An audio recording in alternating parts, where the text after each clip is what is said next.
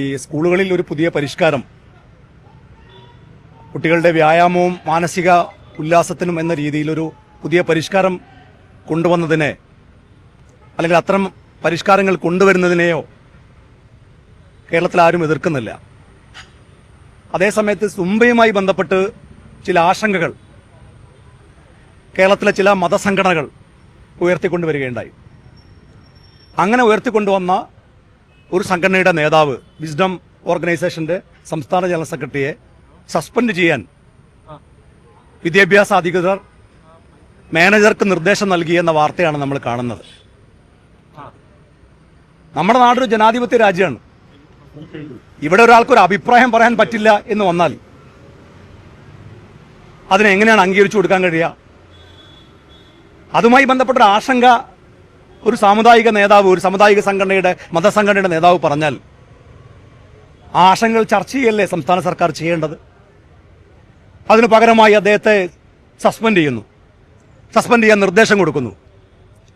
എന്നാൽ വേറൊരു കാര്യം, ഇവിടെ കാഫിർ സ്ക്രീൻഷോട്ട് ഉണ്ടാക്കിയ ഒരു ഇടതുപക്ഷ അധ്യാപകനുണ്ട്.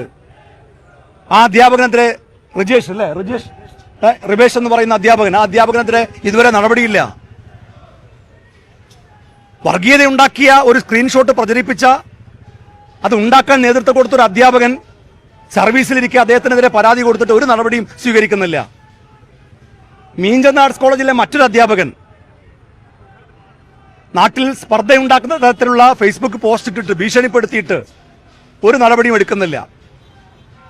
എന്നാൽ ചില ആശങ്കകൾ ജനാധിപത്യപരമായി ഉന്നയിക്കുന്ന മതസംഘടനാ നേതാക്കന്മാർക്കെതിരെ നടപടി സ്വീകരിക്കുന്നത് ഒരു നിലക്കും അംഗീകരിക്കാൻ കഴിയുന്നതല്ല.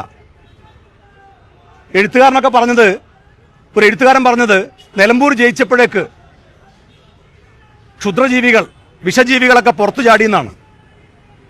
മതസംഘടനകൾ ഏതെങ്കിലും മതത്തിനെതിരായി പറഞ്ഞോ? ഒരു അഭിപ്രായം പറയുമ്പോൾ, മുസ്ലിം മതസംഘടനകൾ ഒരു അഭിപ്രായം പറയുമ്പോൾ അതെങ്ങനെയാണ് വർഗീയമാകുന്നത്? അവരേതെങ്കിലും മതവിഭാഗങ്ങൾക്കെതിരെയാണോ സംസാരിച്ചത്? അവരുടെ ഒരു ആശങ്കയല്ല അവർ പറഞ്ഞത്. അത് ചർച്ചയാണ് സർക്കാർ ചെയ്യേണ്ടത്. അതിനു പകരമായി വർഗീയതയുടെ ചാപ്പ കുത്തുകയും നടപടിയെടുക്കുകയും ചെയ്യുന്നത് ഒരു നിലക്കും അംഗീകരിക്കാൻ കഴിയുന്നതല്ല. അല്ല, ഞങ്ങൾ പിന്തുണക്കുന്നുണ്ടോ പിന്തുണക്കുന്നില്ല, അത് കുട്ടികളാണ് തീരുമാനിക്കേണ്ടത്. കുട്ടികളും രക്ഷിതാക്കളുമാണ് തീരുമാനിക്കേണ്ടത്. താല്പര്യമുള്ളവർ കളിക്കട്ടെ, താല്പര്യമില്ലാത്തവർ കളിക്കാതിരിക്കട്ടെ. അതിനകത്ത് നമ്മളൊരു നിലപാട് പറയേണ്ട കാര്യമല്ലല്ലോ. നമ്മുടെ നിലപാട് കൃത്യമായി പാർട്ടിയുടെ ജനറൽ സെക്രട്ടറി പറഞ്ഞു കഴിഞ്ഞു. ഇങ്ങനെ വ്യായാമത്തിനും മാനസിക ഉല്ലാസത്തിനുമൊന്നും ഞങ്ങൾ ആരും എതിരല്ല. ഇനി ഏതെങ്കിലും കുട്ടികൾ കളിക്കാൻ താല്പര്യമില്ലെങ്കിൽ അവർ കളിക്കണ്ട, താല്പര്യമുള്ളവർ കളിക്കട്ടെ, രക്ഷിതാക്കളും കുട്ടികളൊക്കെ തീരുമാനിക്കട്ടെ. അതാണ് ഞങ്ങളുടെ നിലപാട്.